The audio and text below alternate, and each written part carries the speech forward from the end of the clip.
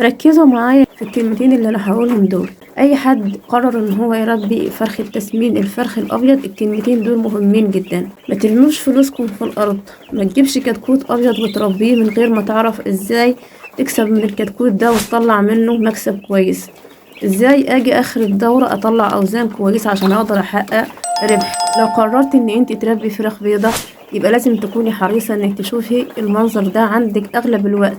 المنظر ده يكون موجود عندك باستمرار طول اليوم، طول اسبوع التحضير. الكتاكيت المنتشرة في المكان، الكتاكيت اللي بتنقر على طول في الاكل وبتاكل. الناس اللي بتقولي ان سحب العلف عندي في الكتاكيت ضعيف، معنى ان يكون عندك سحب علف ضعيف من اول يوم ولا تاني يوم طول اسبوع التحضير، ان انت كده هيبقى عندك فرخ تعبان، ان كده هيبقى عندك اوزان مش كويسة. السؤال بقى ازاي اخلي الكتاكيت تاكل؟ ما انا سحب العلف عندي ضعيف، الكتاكيت عندي قدامها العلف ومش بتاكل.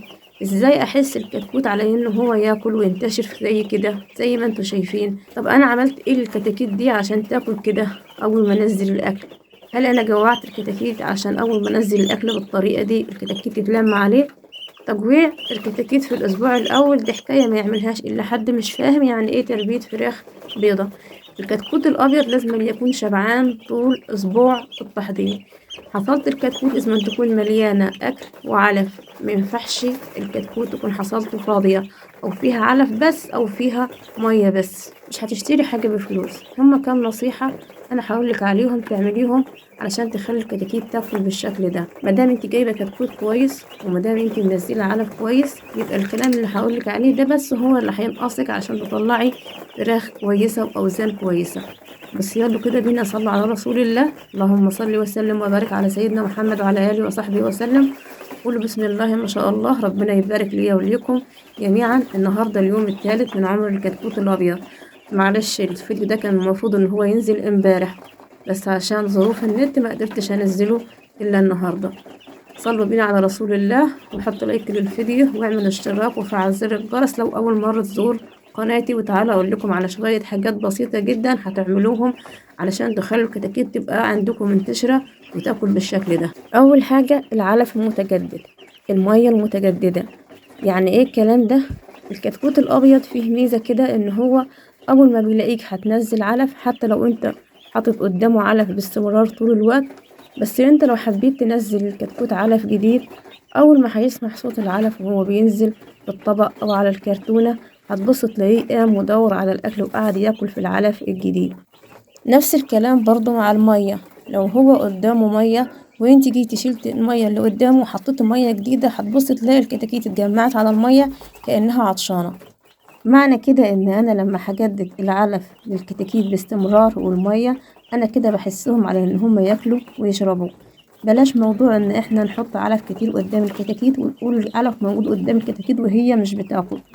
الكتكوت بيحب العلف المتجدد. اولا، العلف اللي بيكون موجود باستمرار في مكان التحضير بياخد حرارة المكان، يعني معنى كده العلف بيسخن. المية اللي بتكون موجودة في فترة كبيرة في مكان التحضير بتسخن، لأن الجو أساسا اللي عايشة فيه الفراخ جو سخن حرارة عالية. فشيء طبيعي العلف لما هيقعد فترة قدام الكتاكيت فكده هو هيسخن، والمية نفس الكلام. فالكتكوت بقى مش هياكل العلف السخن ولا هيشرب المية اللي هي سخنة.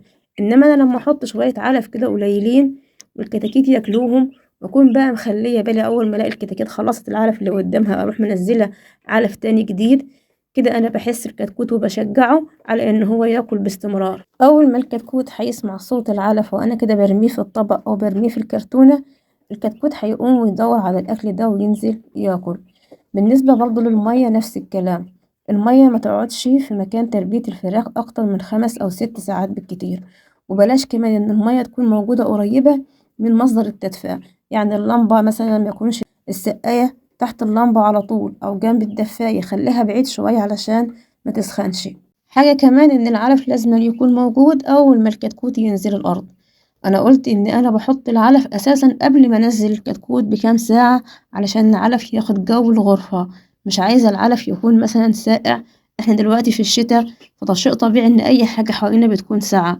لا، انا عايزة المية والعلف يكونوا موجودين في المكان اللي احنا بنحضن فيه قبل ما ننزل الكتكوت. في بعض الناس بقى بتقولك ايه العلف ما ينزلش إلا بعد ما ننزل الكتكوت بحوالي ساعة. دي معلومة غلط، المفروض إن الكتكوت ينزل يلاقي الأكل موجود باستمرار. ممكن في فصل الصيف ما نزلش المية إلا بعد نزول الكتكوت بنص ساعة، وده بس عشان الكتكوت ما يشربش مية كتير في فصل، لأن أكيد في فصل الصيف وإحنا جايين من مسافة الطريق الكتكوت بيكون عطشان، فلو نزل ولقى قدامه المية أول حاجة هيعملها إن هو هيشرب مية كتيرة، ووقتها مش هيعرف ياكل. واحنا بنقول إن احنا بنركز جدا على إن الكتكوت لازم ياكل من أول دقيقة ينزل فيها في الحضانة. ممكن بقى إن احنا في الصيف نشيل المية ما ننزلهاش إلا بعد نص ساعة من نزول الكتكوت، لما اتأكد إن الكتاكيت أكلت كويس بعدها أنزل المية. إنما حاليا في الشتاء لا، الكتكوت ينزل في الأرض يلاقي الأكل والمية. في حاجة كمان كده بخصوص المية اللي احنا بننزلها للكتاكيت، بلاش إن احنا ننزل مية على طول ساعة من الحنفية. المية اللي احنا هنشيلها من قدام الكتاكيت طبعا واخدة الحرارة اللي موجودة في المكان، يعني المية لحد ما بتكون دافية شوية لأن المكان دافي، فشي طبيعي إن المية دي بتاخد درجة حرارة المكان.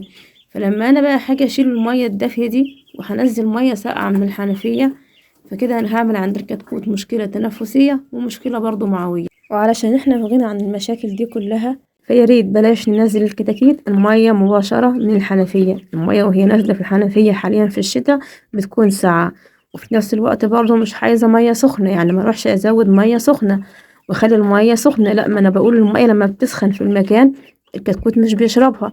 احنا بس ممكن نضيف حبة مية صغيرين دافيين للمية الساقعة اللي هي نازلة من الحنفية، بحيث ان هي تكون مية طبيعية الكتكوت يشربها ما يتأذيش منها، وفي نفس الوقت ما يكونش مية دافية جدا او سخنة الكتكوت ما يرضاش يشربها. كده بقى فيديو النهاردة يكون خلص، بس المعلومات والنصائح بخصوص تربية الفراخ البيضة لسه مخلصتش، لسه مكملين مع بعض دورة الشتاء، الدورة اللي احنا قلنا هنعتمد عليها اعتماد كبير على الأعشاب. الناس بقى اللي بتتابع الفيديو لحد النهاية، اللي مش بياخد كلمتين من الفيديو ويخرج، بيفضل ان هو بيستفيد بكل كلمة موجودة في الفيديو، اكتب الذكر اللي يجي على لسانك، مين عارف يمكن يكون الذكر ده سبب في دخولك ودخولي الجنة. كده فيديو النهاردة خلص، واشوفكم على خير الفيديو الجاي.